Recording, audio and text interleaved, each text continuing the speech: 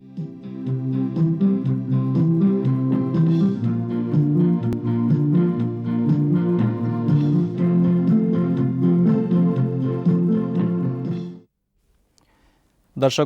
नमस्कार। आज हमारी चर्चा का विषय है द्विघात समीकरण और उसके हल। द्विघात समीकरण और उसे हल करना सीखने से पहले आइए देखें यह हमारे प्रश्नों को हल करने में किस तरह से हमारी सहायता करता है। हमें मैदान के मध्य एक आयताकार क्यारी बनानी है जिसका क्षेत्रफल 24 वर्ग मीटर होना चाहिए, परंतु साथ ही एक शर्त यह भी है कि उसकी लंबाई चौड़ाई से 5 मीटर अधिक होनी चाहिए। हम जानते हैं आयताकार क्यारी का क्षेत्रफल होता है लंबाई गुणा चौड़ाई। 24 के गुणनखंड हमारे पास हैं 24 और 1। 24 और 1 रखने पर क्षेत्रफल तो 24 वर्ग मीटर है, परंतु लंबाई और चौड़ाई का अंतर 23 है, 5 नहीं। 24 के दूसरे गुणनखंड हमारे पास हैं 12 और 2। क्षेत्रफल तो इस बार भी 24 वर्ग मीटर है, परंतु लंबाई चौड़ाई से 10 मीटर अधिक है, 5 नहीं। तीसरे गुणनखंड हमारे पास आते हैं 8 और 3। क्षेत्रफल हमारे पास फिर 24 वर्ग मीटर है और इस बार लंबाई चौड़ाई से 5 मीटर अधिक है, यानी हमारा प्रश्न हल हो जाता है। हम लंबाई को 8 मीटर और चौड़ाई को 3 मीटर रख सकते हैं। परंतु क्या बार बार करके देखना और हल पर पहुंचना एक व्यवहारिक और आसान विधि है? कदाचित नहीं।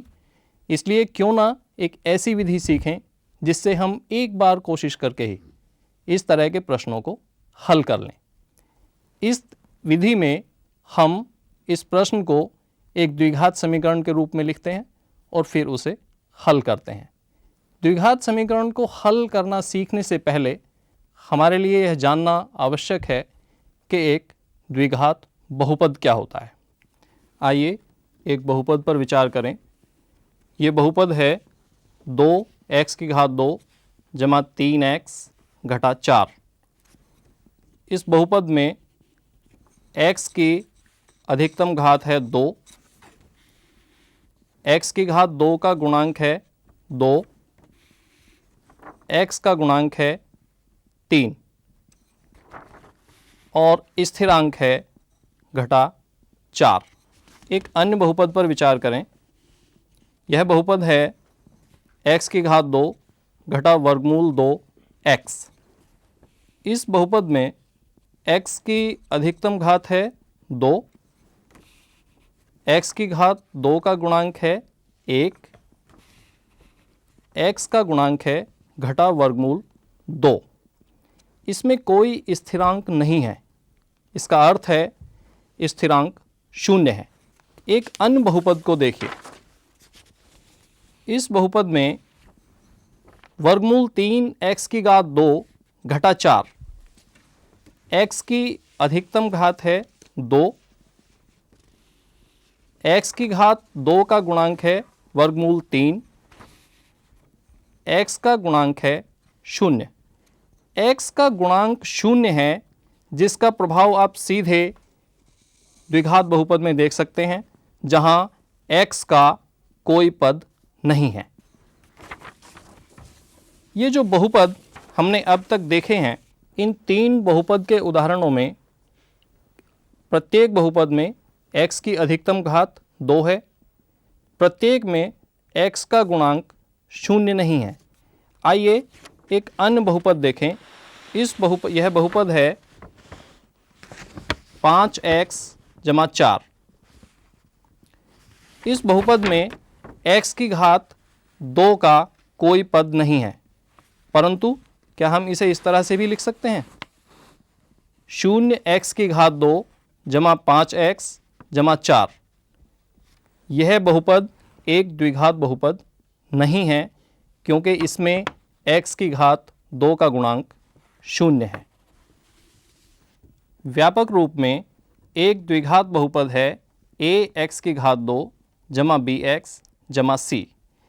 इस व्यापक द्विघात बहुपद में x की घात 2 का गुणांक a 0 नहीं है तथा A, B और C वास्तविक संख्याएं हैं। इस द्विघात बहुपद को हम Px से भी निरूपित करते हैं। आइए एक द्विघात बहुपद में x का कोई मान रखकर देखते हैं। जैसे द्विघात बहुपद है Px बराबर x की घात 2 जमा 3x घटा 18। इसमें हम x का मान 2 रखकर देखते हैं। x का मान 2 रखने पर हमें प्राप्त हुआ 2 की घात 2 जमा 3 गुणा 2 घटा 18। 2 की घात 2 4 जमा 3 गुणा 2 6 अर्थात 4 जमा 6 10 और 10 घटा 18 अर्थात बहुपद का मान निकला घटा 8। इस प्रकार हम पाते हैं कि x के प्रत्येक मान के लिए बहुपद का एक मान होता है। आइए इसी बहुपद x की घात 2 जमा 3x घटा 18 में x का एक अन्य मान रखकर देखते हैं। जैसे हमने x का मान रखा 3। x का मान 3 रखने पर हमें प्राप्त हुआ 3 की घात 2 जमा 3 गुणा 3 घटा 18। 3 की घात 2 9 जमा 3 गुणा 3 9 घटा 18। 9 जमा 9 18। 18 घटा 18 अर्थात बहुपद का मान हमें प्राप्त हुआ 0।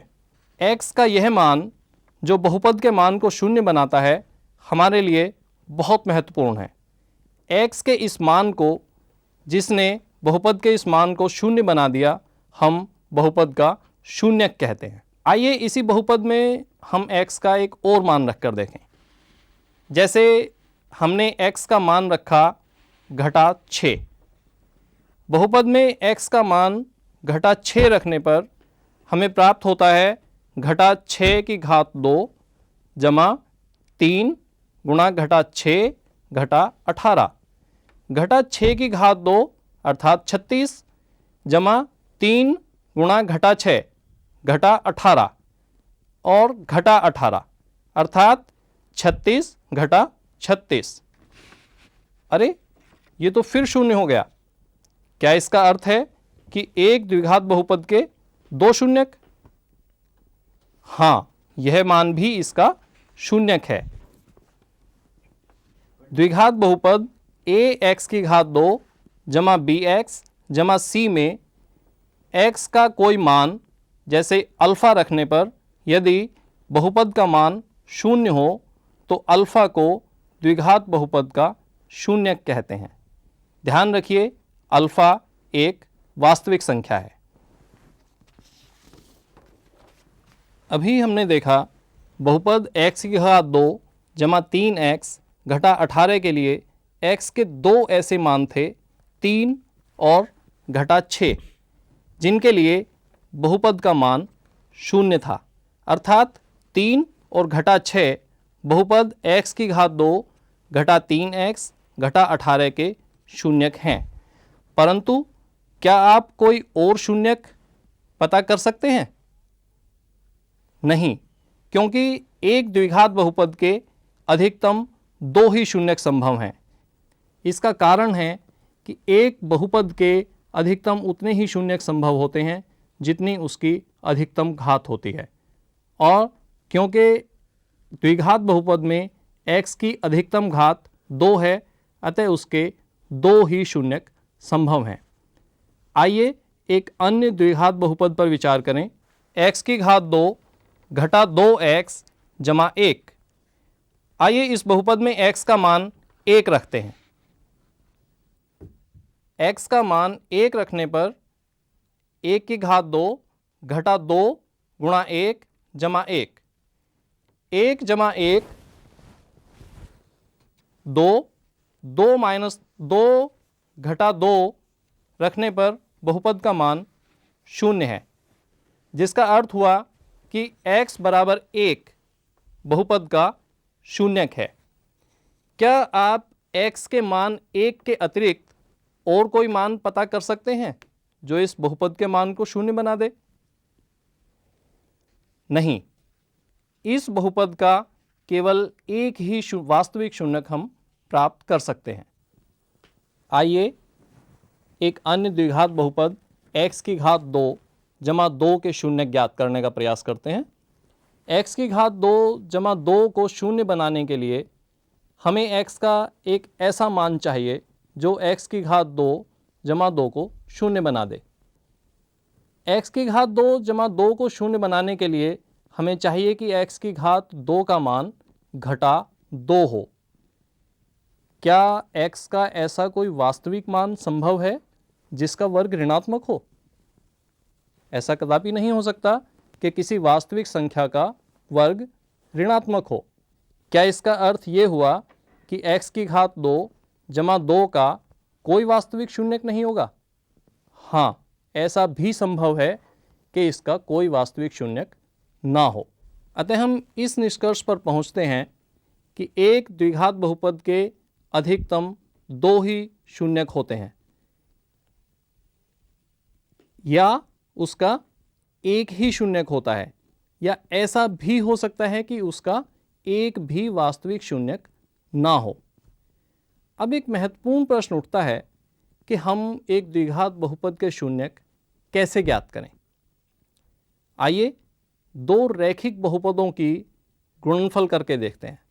3x जमा 2 और x जमा 5 का गुणनफल करते हैं। 3x जमा 2 और x जमा 5 का गुणनफल करने पर हमें प्राप्त होता है 3x की घात 2 जमा 2x जमा 15x जमा 10, अर्थात हमें प्राप्त होता है 3x की घात 2 जमा 17x जमा 10। आइए अब हम इसकी उल्टी प्रक्रिया करें, अर्थात हम 3x की घात 2 जमा 17x जमा 10 के गुणनखंड करते हैं। 3x की घात 2 जमा 17x जमा 10 के गुणनखंड करने के लिए हम 17x को 17 को ऐसे दो गुणनखंडों में तोड़ते हैं जिनका गुणनफल 10 और 3 के गुणनफल के बराबर हो, अर्थात ये हमें प्राप्त होता है 3x की घात 2 जमा 15x जमा 2x जमा 10। अब हम देख रहे हैं प्रथम दो पदों में 3x उभयनिष्ठ है।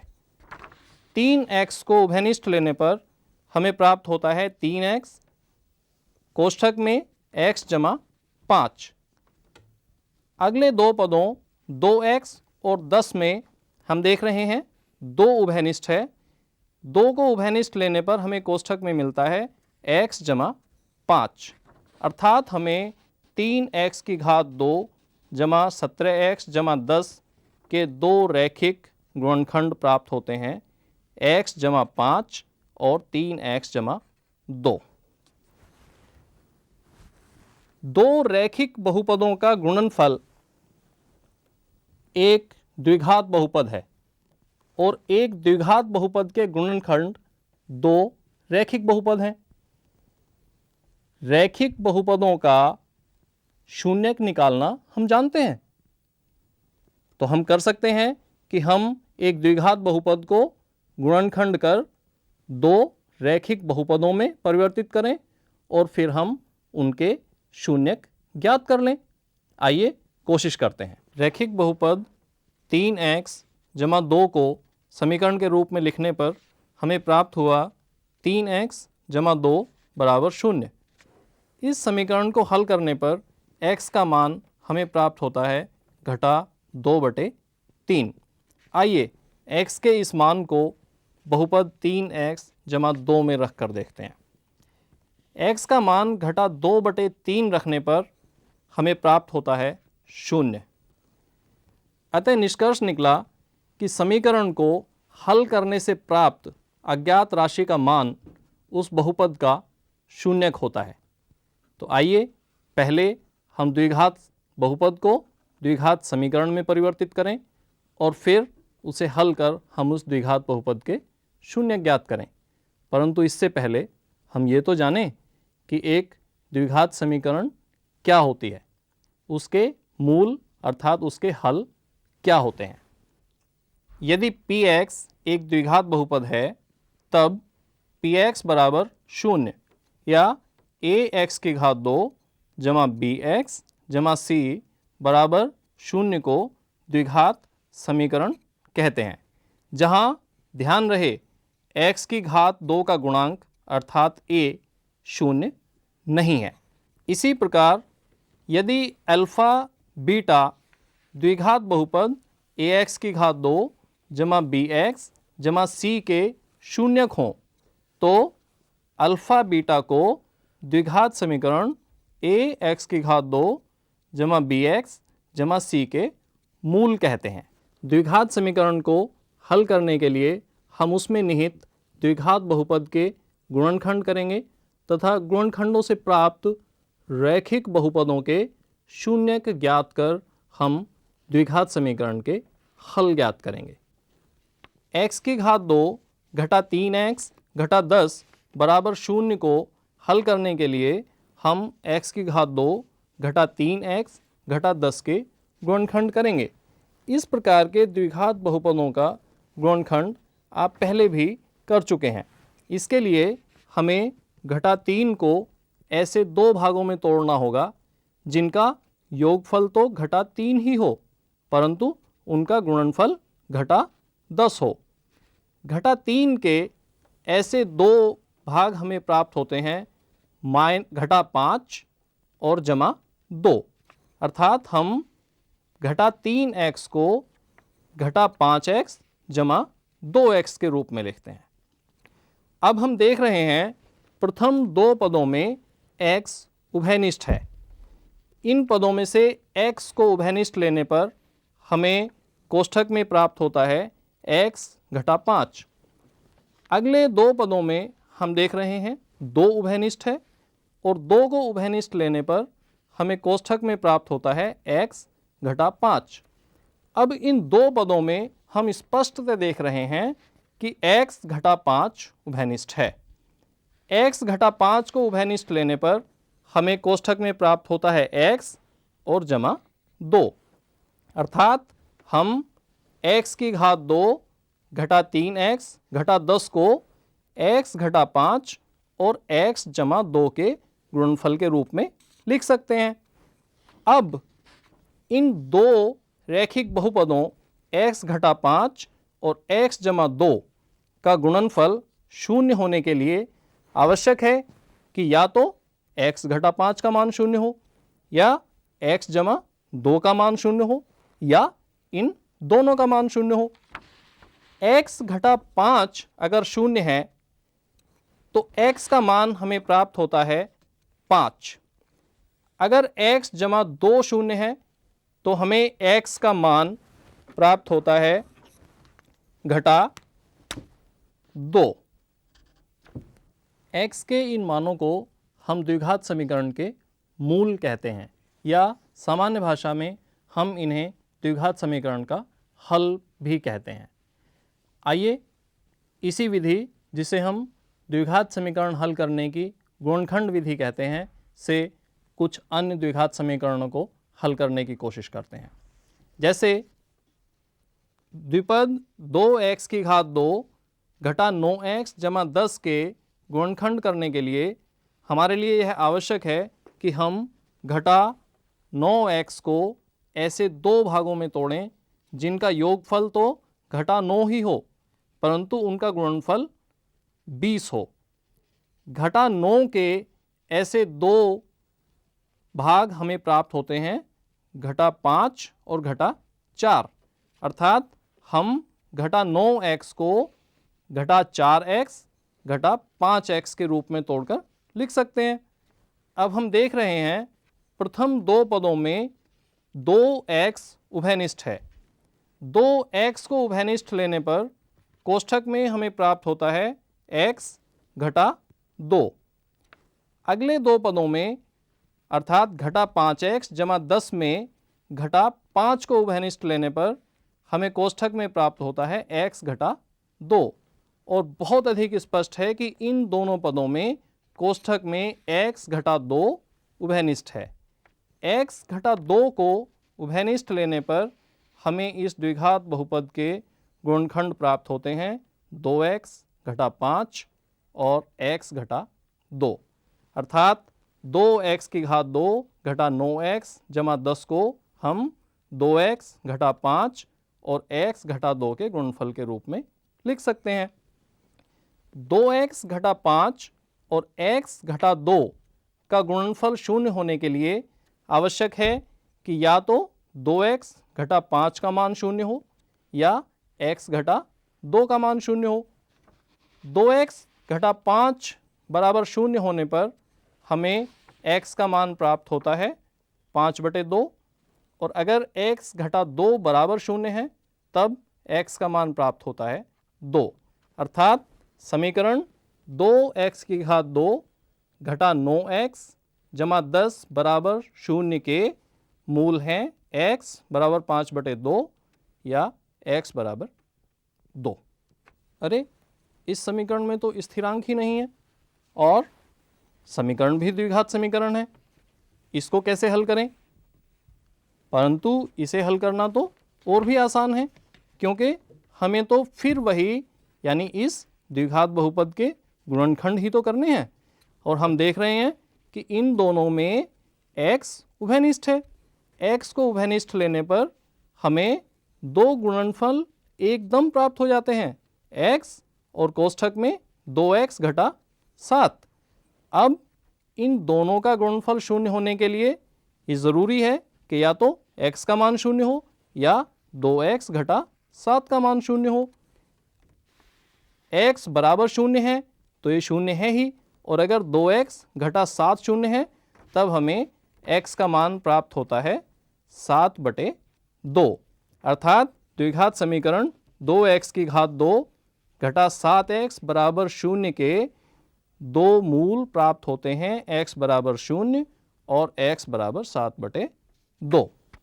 और इस द्विघात समीकरण में तो x का गुणांक ही वर्गमूल में आ गया है, परंतु इसमें घबराने जैसी कोई बात नहीं है, क्योंकि हमारी प्रक्रिया इस द्विघात समीकरण के लिए भी वही है, अर्थात हमें इसके भी गुणनखंड करने हैं।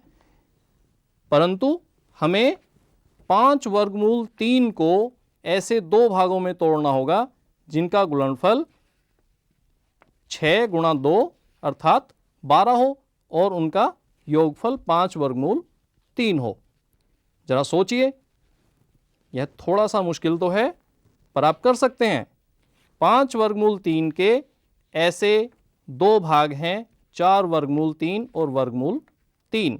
देखिए, हम 4 वर्गमूल 3 और वर्गमूल 3 को जोड़ें तो हमें प्राप्त होता है 5 वर्गमूल 3, और अगर हम इन दोनों की गुणा करें तो वर्गमूल 3 की गुणा 3 और 3 गुणा 4 बराबर 12, अर्थात 4 वर्गमूल 3 और वर्गमूल 3 ऐसे दो संख्याएं हैं जिनका योगफल 5 वर्गमूल 3 है और गुणनफल 12। अब हम देख रहे हैं प्रथम दो पदों में 2x उभयनिष्ठ है। 2x को उभयनिष्ठ लेने पर कोष्ठक में हमें प्राप्त होता है x जमा 2 वर्गमूल 3, और अंतिम दो पदों में क्या उभयनिष्ठ है ये देखने के लिए आपको अवश्य थोड़ा सा सोचना पड़ रहा है। वर्गमूल 3 को अगर हम उभयनिष्ठ लें तो यहाँ पर हमें x प्राप्त होता है। इस पद से वर्गमूल 3 को उभयनिष्ठ लेने का क्या अर्थ है? अर्थात हमें इस संख्या को प्राप्त करने के लिए 6 को वर्गमूल 3 से भाग देना होगा। 6 को वर्गमूल 3 से भाग देने पर हमें मिलेगा 2 वर्गमूल 3। अब इन दोनों पदों में बहुत स्पष्ट है कि कोष्ठक के अंदर की संख्या उभयनिष्ठ है। x जमा 2 वर्गमूल 3 को उभयनिष्ठ लेने पर कोष्ठक में हमें प्राप्त होता है 2x जमा वर्गमूल 3, अर्थात हम 2x की घात 2 जमा 5 वर्गमूल 3x जमा 6 को 2x जमा वर्गमूल 3 और x जमा 2 वर्गमूल 3 के गुणनफल के रूप में लिख सकते हैं। अब फिर वही, इन दोनों का गुणनफल शून्य होने के लिए ये ज़रूरी है कि या तो 2x जमा वर्गमूल 3 शून्य हो या x जमा 2 वर्गमूल 3 शून्य हो। आइए देखें, 2x जमा वर्गमूल 3 बराबर शून्य रखने पर हमें x का मान प्राप्त होता है घटा वर्गमूल 3/2। x जमा 2 वर्गमूल 3 को शून्य रखने पर हमें मिलता है x बराबर घटा 2 वर्गमूल 3। अर्थात द्विघात समीकरण 2x की घात 2 जमा 5 वर्गमूल 3x जमा 6 बराबर 0 के दो मूल हमें प्राप्त होते हैं। x बराबर घटा वर्गमूल 3/2 और x बराबर घटा 2 वर्गमूल 3। विद्यार्थियों, आज हमने सीखा एक द्विघात बहुपद का व्यापक रूप होता है ax की घात 2 जमा bx जमा c, जहाँ x की घात 2 का गुणांक a शून्य नहीं है तथा a, b और c वास्तविक संख्याएं हैं। इसी द्विघात बहुपद को अगर हम शून्य के बराबर रख दें तो ax की घात 2 जमा bx जमा c बराबर 0 एक द्विघात समीकरण होती है। इसी द्विघात बहुपद ax की घात 2 जमा bx जमा c में अगर x का कोई मान अल्फ़ा रखने पर इस द्विघात बहुपद का मान 0 हो जाए तो यह मान x बराबर अल्फ़ा इस द्विघात बहुपद का शून्यक होता है। और हमने सीखा कि इस द्विघात समीकरण ax की घात 2 जमा bx जमा c बराबर 0 को गुणनखंड विधि से हम कैसे हल करते हैं।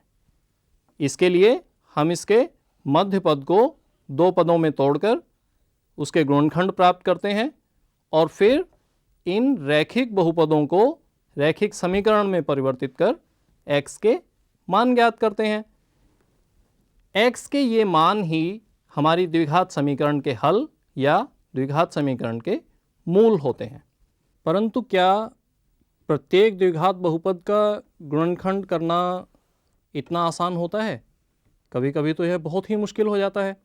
आइए एक द्विघात बहुपद x की घात 2 जमा 5x जमा 5 पर विचार करते हैं। x की घात 2 जमा 5x जमा 5 के गुणनखंड करने के लिए हमारे लिए आवश्यक है कि हम 5 को ऐसे दो भागों में तोड़ें जिनका गुणनफल 5 हो और उनका योगफल भी 5 हो।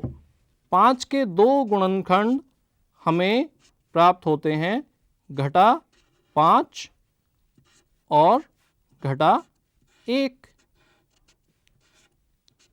ऐसे ही 5 के दूसरे गुणनखंड प्राप्त होते हैं 5 और 1, जमा 5 और जमा 1। परंतु दोनों ही दशाओं में हम देखते हैं घटा 5 और घटा 1 का योगफल आता है घटा 6 और जमा 5 और जमा 1 का योगफल आता है 6। अर्थात हमारे पास 5 के ऐसे दो वास्तविक भाग हमें प्राप्त नहीं होते जिनका योगफल 5 हो और उनका गुणनफल भी 5 हो। अर्थात इन समीकरणों को कैसे हल किया जाएगा? इस प्रकार के द्विघात समीकरण को जिसके गुणनखंड करना आसान नहीं होता, बहुत मुश्किल होता है, या कई बार जिसके वास्तविक गुणनखंड हमें प्राप्त नहीं होते, इनको हम एक अन्य विधि से हल करते हैं जिसको हम अपने अगले सत्र में सीखेंगे। अब आप गुणनखंड विधि का प्रयोग कर अपनी पुस्तक के प्रश्नों को हल कर सकते हैं। इसमें आप अपने अध्यापक की सहायता ले सकते हैं तथा अपने प्रश्नों की समस्याओं को लेकर आप हमें लिख सकते हैं।